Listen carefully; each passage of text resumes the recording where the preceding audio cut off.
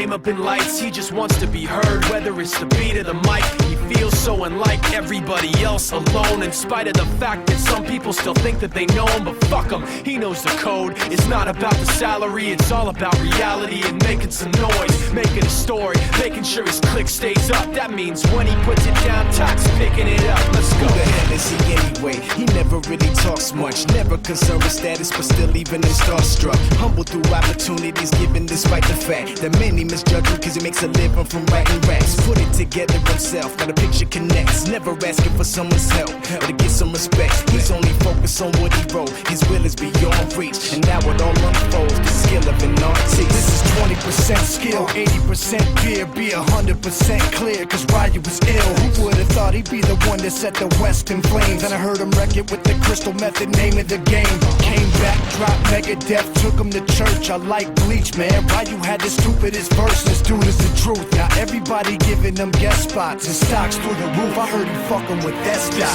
This is 10% luck, 20% skill, 15% concentrated power of will, 5% pleasure, 50%